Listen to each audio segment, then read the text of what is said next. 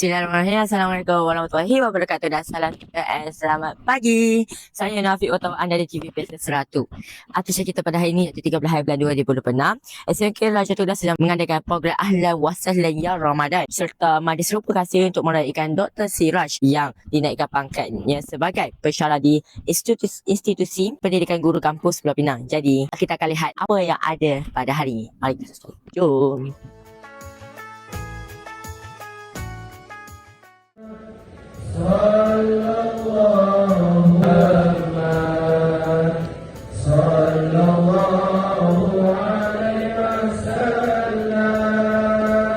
Tetapi kerana dia berpuasa, sebab apa dia masih lagi tak solat? Tahu-tahu kamu, anak-anak raja termuda yang akan tinggalkan 3, tinggalkan 4.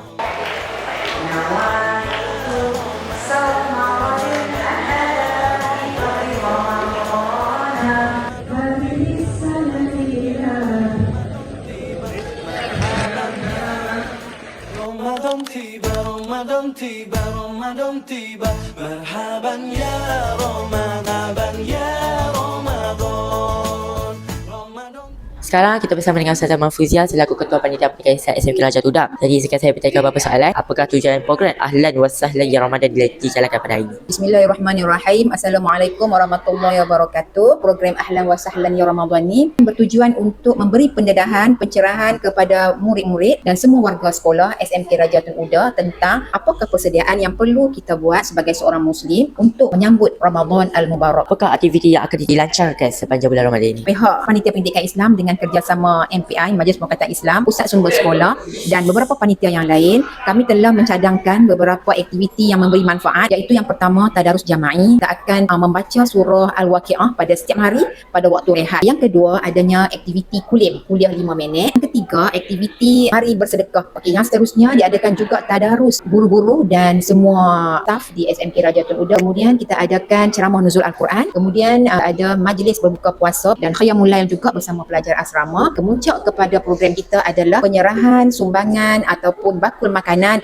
kepada pelajar-pelajar dan pekerja-pekerja yang tergolong dalam golongan asnaf. Apakah ucapan Ustazah untuk murid-murid dan guru yang akan menyambut bulan Ramadan ini? Kepada semua murid dan semua warga SMK Raja Tun Uda, marilah sama-sama pada tahun ini kita memperbaiki diri, mempertingkatkan amal ibadat kita supaya Ramadan kali ini merupakan Ramadan yang paling berkualiti. Kita melaksanakan segala amal ibadat dan mudah-mudahan Allah menerima segala amal ibadat kita dengan ganjaran pahala. Terima kasih Ustazah. Guru-guru serta anak murid yang saya kasihi sekalian. Alhamdulillah, kita dah sampai kepada penghujung minggu, penghulu hari untuk menyampaikan ucapan dipersilakan.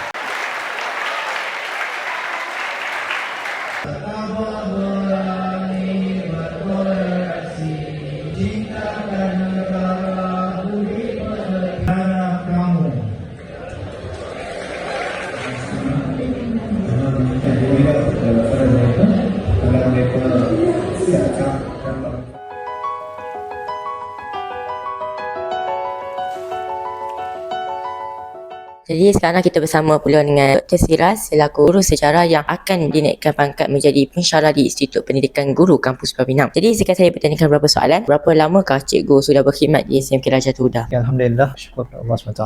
Saya mula berkhidmat di SMK Raja Tuda sejak 2 Januari 2019 dan sehinggalah ke hari ini. Itulah titik atau masa pertama, tahun pertama saya berkhidmat. Jika dikira dia telah masuk 7 tahun. Jadi sudah tentu banyak kenangan manis sepanjang cikgu Siraj berada di SMK Raja Tuda. Boleh tak cikgu kongsikan satu kenangan manis yang terindah bagi cikgu? Ya, antara kenangan manis saya adalah di tahun-tahun pertama saya berada di SMK Raja Tuda. Ketika itu tahun 2019 dan 2020, satu kelas, kelas 5 teras 1. Kelas itu kelas yang tercorot dan Alhamdulillah kelas itu telah berjaya mendapat pencapaian yang cemerlang dalam mata pelajaran sejarah tahun berkenaan, di mana 16 pelajar daripada kelas tersebut telah lulus dengan baik dalam mata sejarah. Itu antara kejayaan dan kenangan manis saya lah. Okey, terima kasih cikgu. Sekian saja video kita pada hari ini. Jangan lupa like, komen, share dan subscribe video TV PSS kita. Dan kami mewakili kru TV PSS 100 ingin mengucapkan terima kasih kepada Cik Dr. Siraj atas jasa dan pengembangan cikgu selama ini dan tanya atas perkhidmatan cikgu sebagai pensyarah pada tahun ini. Saya Nafiq Utama TV PSS 1. Bye. Assalamualaikum. Salam hormat.